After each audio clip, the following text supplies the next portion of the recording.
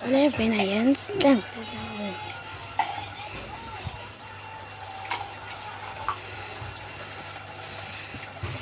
Anh lỗi được thế này không mang tiền cho họ.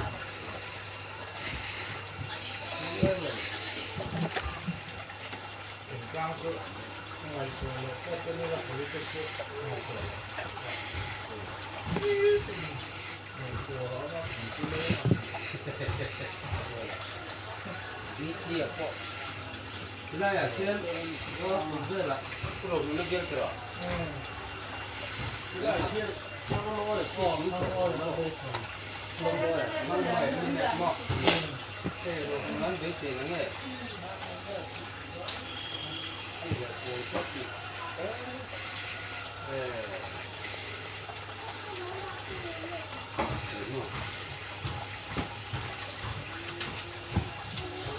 Cái gì là cái gì này, cái thằng sao là cái sao đâu, sao đó, cái con sao, tiền sao là cái này cả đi đâu là một, hai nồi kia là gì, cái tiền thế không?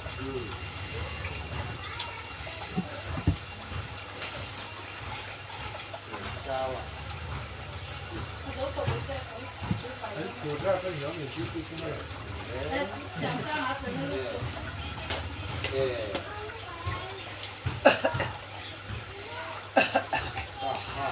Cầm tới là rồi môi là cái lâu cái này cái con là áp con cái gì rồi kiểm sau cầm tới là khăn ở đâu môi như là nhiều phải môi à biết Apa tu ini kan pasal nak pasal kan? cái này nó không phải cái ra là nó đâu rồi à mình làm cái này ra nó rồi ngay cái chuyện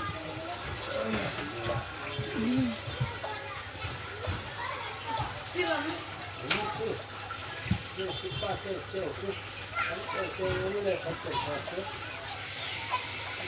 có là cái ba cái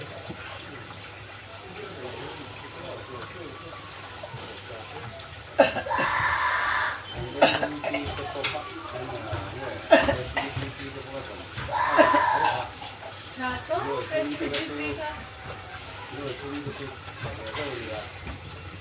Yang tengah tunggu buka buka. So kalau saya jadi orang feminine berkongsi serta saya jadi sih, dia sangat sih. Ba trẻ trẻ con đầu lên á, ăn chua với nó đầu lên á, như nào?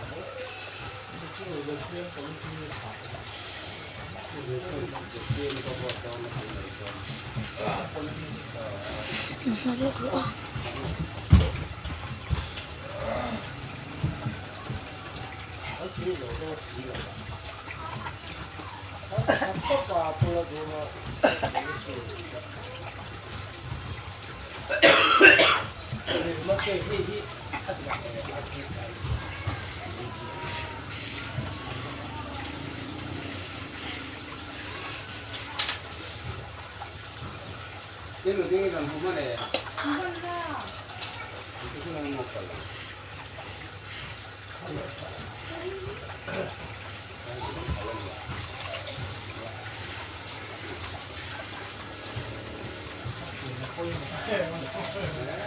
cái số là tiền hàng đầu nó mua tiền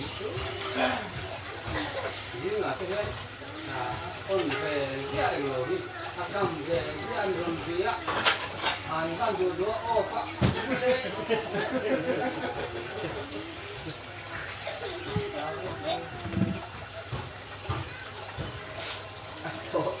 các thổ chưa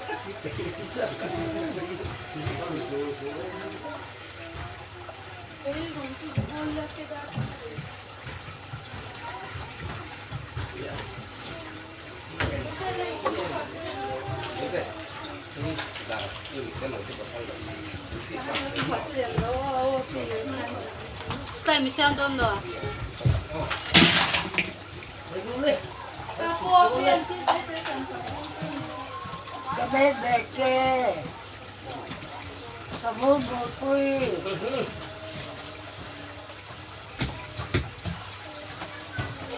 cảm ơn bố quy à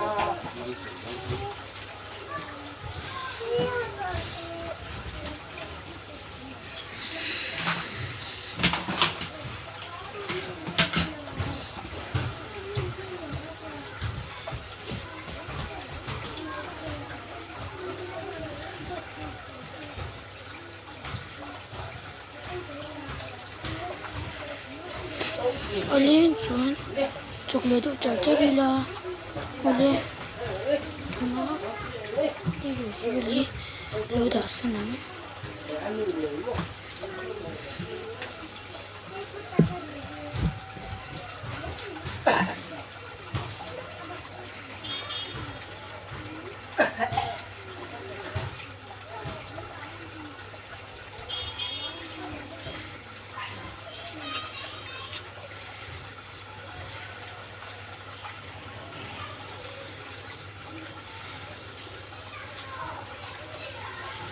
Lo cari tu ni.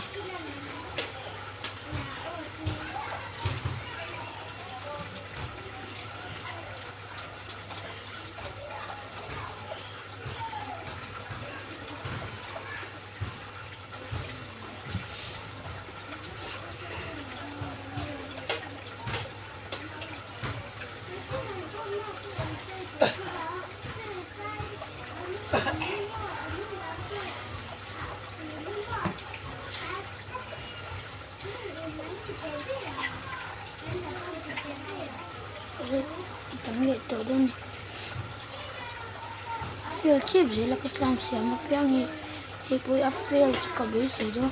Masih feel lo siam itu. Begitu ni.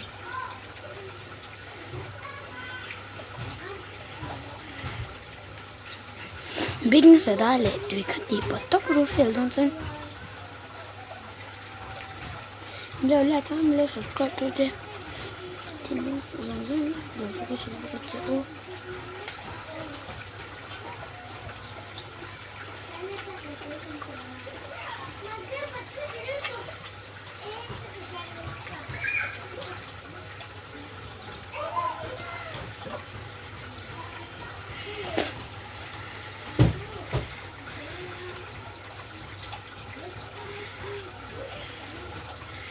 Lihat contoh dona ni.